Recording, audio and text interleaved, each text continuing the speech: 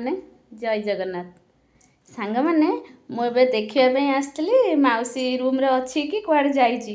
ମୁଁ ଆସିଲା ବେଳକୁ ମାନେ 12:30 ହେଇଛି। ମୁଁ ଆସିକି ଦେଖିଲା ବେଳକୁ ମାଉସୀ ଖାଉଛି। ମାଉସୀକି ଆଣିକି ସେ ଉପର ଘର ଭାଉଜ ବୋଧେ ଦେଇଯାଇଛନ୍ତି ଖାଇବା ପାଇଁ। ଆଉ ମାଉସୀ ଖାଉଛି। ମୁଁ ଆସିକି ଦେଖିଦେଲି ମାଉସୀ ଖାଉଛି। ଆଉ ମାଉସୀର ଏବେ ଖାଇବାଟା ମୋର ରହିଲା, ତାକୁ ରାତିକି ପୁଣି ଦେଇଦେବି ଖାଇଦେବ। ଆଉ ଯିଏ ହେଲେ ଦିଟା କେତେବେଳେ ବି ମୁଁ ନ ଆସିବା ଆଗରୁ ବି କିଏ କେତେବେଳେ ଆଣିକି ଟିକେ ଦେଇ ଯାଉଛନ୍ତି। ମାନେ ସରିଯାଇଛି ତାର, ଦେଖୁଛନ୍ତି ସାଙ୍ଗମାନେ, ତାର ସରିଯାଇଛି ପୁଡ଼ିଆ। ମୋତେ କହୁଛି ଆଣିଦେବୁ।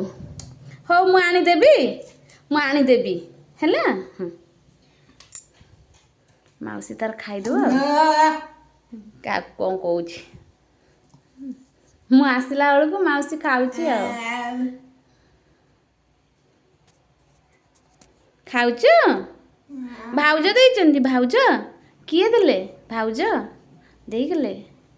ମାଛ ଭାତ ଖାଉଛି ମାଉସୀ।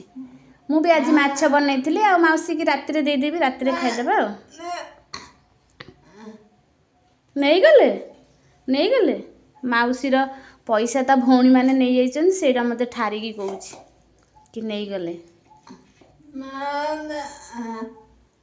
ତା ପାଖରେ ପଇସା ନାହିଁ, ସେଥିପାଇଁ ସେ ଖଇନି ଆଣିପାରୁନି। ମାନେ ତାର କହିବାର ଉଦ୍ଦେଶ୍ୟ ହେଉଛି ସେଇଟା। ମୁଁ ଆଣିଦେବି ହେଲା, ମୁଁ ଆଣିଦେବି ସନ୍ଧ୍ୟାରେ।